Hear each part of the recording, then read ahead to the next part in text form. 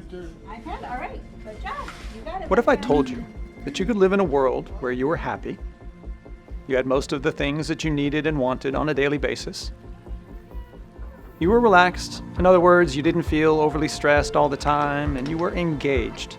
You had something meaningful and enjoyable to work on during your days. I bet you would say, yeah, being happy, relaxed, and engaged sounds like a good life to me. That's the life I would want. And in fact, that is the kind of life that many of us are pursuing for ourselves and others on a daily basis. Everything we do at Upstate Caring Partners for our services with people with intellectual and developmental disabilities is focused towards creating a world where they have a chance to be happy, relaxed, and engaged.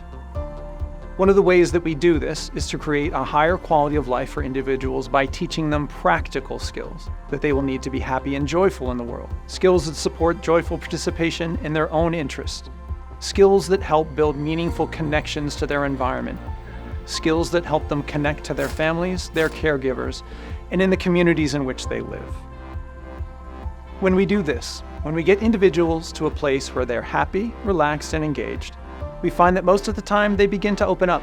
They begin to want to expand their world, learn new things, and to grow as individuals. Most importantly, they learn to be empowered.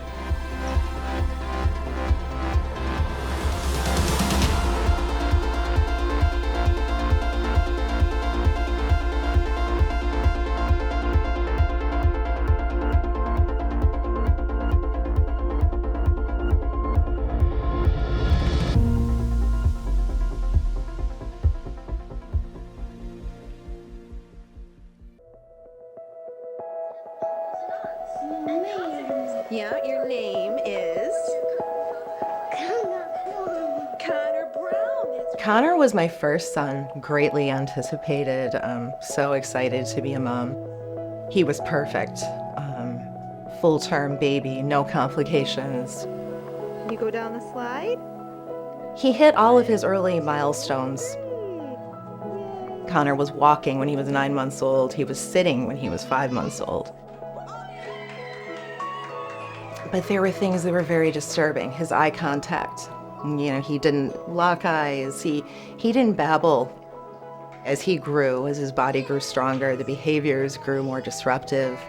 The damage became more intense.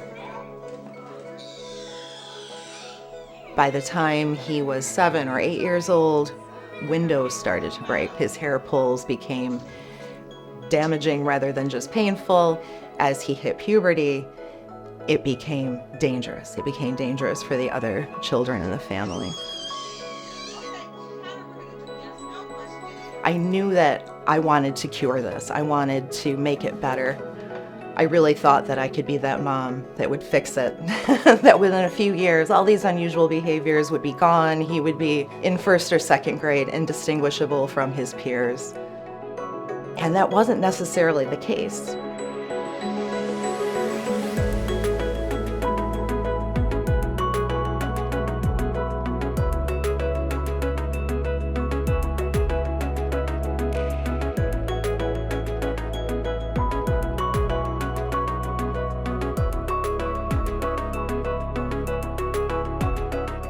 I oversee a team of behavior analysts providing behavior analytic support and services through an essential skills teaching model across 32 residences and 5 day habilitation sites. Historically, there has been a big step down in services from the school age division over to adult services.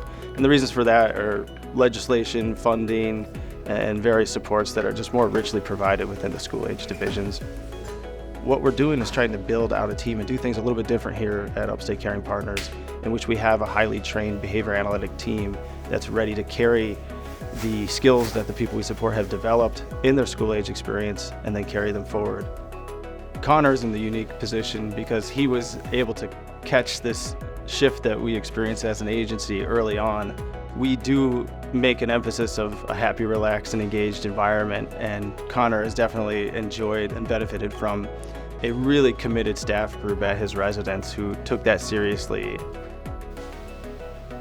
Locally and across the nation, there needs to be more investment in adult services. There are many people like Connor, but maybe they didn't experience that seamless transition between the school and into adult programming. Without programs like ours, people are often either found on wait lists or they just go back home after school-age services, which leads to the occasion for skill regression, which can be very challenging for families and the people we support. When I think from where we started and where we are now, it's unbelievable. My son is 10 minutes away. He has a beautiful new home. He has roommates that they go out into the community. He has a fantastic social life. Ultimately, as a mom, what you want is your children to be happy. I think regardless of their career, where they live, where they go in this world, you want them to be happy. Connor's happy.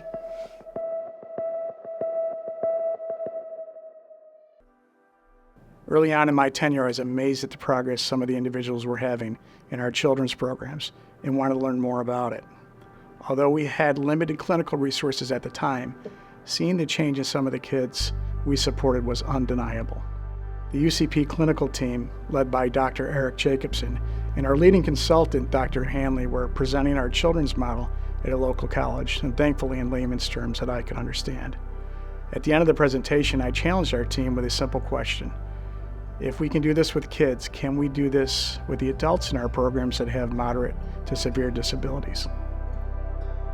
Since that time, our clinical team continues to make great progress with children and adults. Under the leadership of Dr. Eric Jacobson and Dr. Mara Vanderzel, we have made significant investments in our clinical program. We now have one of the best and largest groups of board-certified behavior analysts in the state. And some of the early results for adults are just as promising as those for the children we support. The switch to this improved clinical model has been challenging, and by no means do we feel that we've arrived. There has been and will be continued learning along the way. As in any evidence-based practice, the hope is what we learn will help inform our clinical practices and improve outcomes for the people we support. In that vein, we are committed to sharing this learning and progress with others so the field can benefit from our experiences. There still is remarkably little research available for those that present with the most challenging disabilities. The reality is that robust clinical models are expensive to deliver, but we are committed to seeking resources so that we can sustain the great progress and share it with others. We face significant challenges through COVID and continue to feel the effects of the staffing crisis. However, the success you see with individuals gaining greater independence and joy in their lives have been life-changing. Through sharing resources and successes with partners in the community, such as hospitals and other caregiving organizations, our team and approach has proven its value.